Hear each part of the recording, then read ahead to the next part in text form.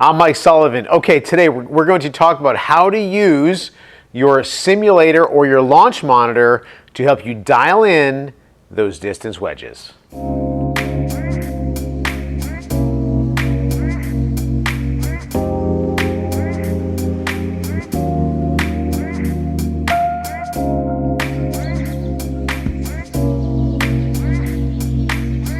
Okay, so before we start, we have a new sponsor for the videos.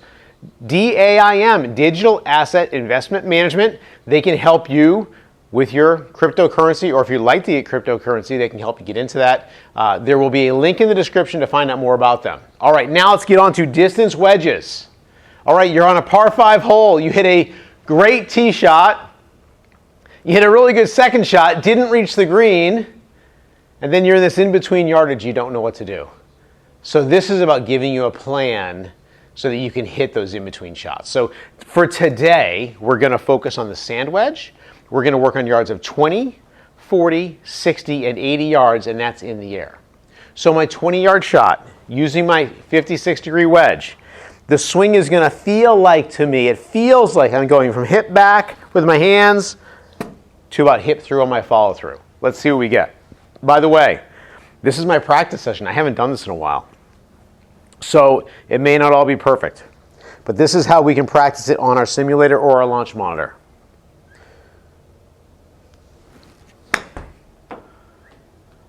All right, so that ball carried 20.5 yards in the air. I like it, really good. So I would practice that a few times, and then I'm going to go into a 40-yard shot. So I'm going to change the target. We're going to go to 40. All right, here we go. So now we've got our 40-yard target. By the way, the flag stick before was at 22 because I can't set it at 20. 22 is as close as we can get on this thing. So this is going to be a hip to shoulder swing.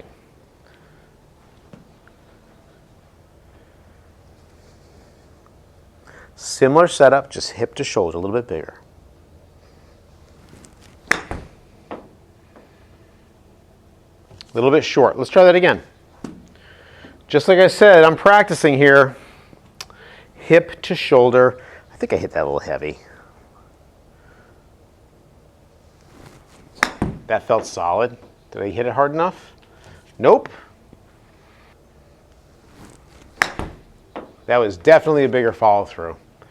Yeah, so that was 39.8. So after hitting my little hip to hip swing, my 20 was this, hip to hip, I didn't quite want to make a big enough swing, so I'm kind of rusty. So hip to shoulder, once I got myself to do it, I was there with my distance. So the 40-yard swing is hip to shoulder. Now we're going to change the target and hit a 60-yard shot.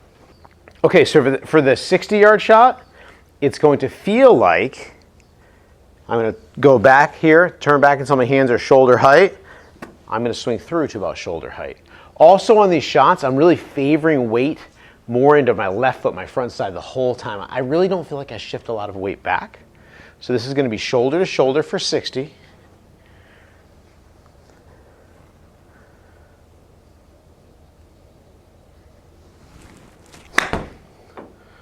Let's see what we get there. Ooh, a little long. 65 yards. Okay, I'm not going to bore you with showing you me trying to dial that in, but roughly shoulder to shoulder for 60. And of course, practice is big here, right? So let's talk about an 80-yarder now. So for 80 yards, I'm going to set up weight more in my front foot like before, shoulder back swing, but it's going to feel more like a full finish. Okay, so we've got our 80-yard target. This swing is going to be shoulder back swing to about a full finish.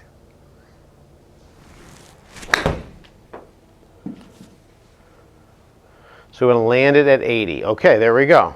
All right, so from 20 yards, it's a hip to hip swing. Hip to hip with a 56-degree wedge.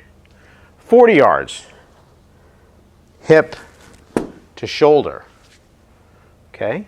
60 yards is going to be shoulder to shoulder. Okay.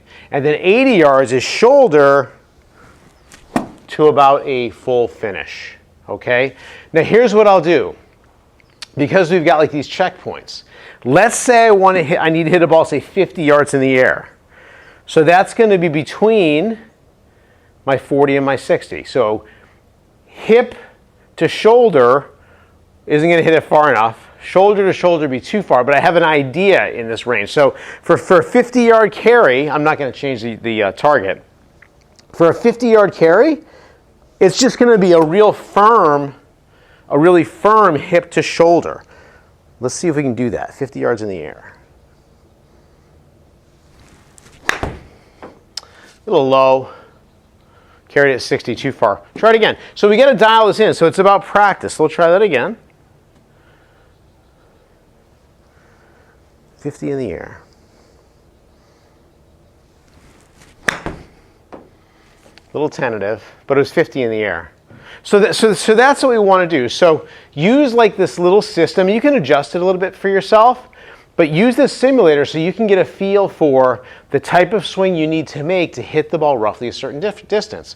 And one other thing I'll say here, don't make it too much about the numbers. These little swings are just to give you a guideline. Think about if you're shooting a basketball, right? You don't know your exact distance from the hoop, from the rim. You see it and you let it go, you imagine it going in and boom, it goes, hopefully. It's the same thing with these distances. So if you have to carry it a few yards more, a few yards less, try to be as visual as you can. Just use these swings as like a checkpoint to help you give you a basic idea of the type of swing that you're going to make. I hope that helps. I'll see you next time.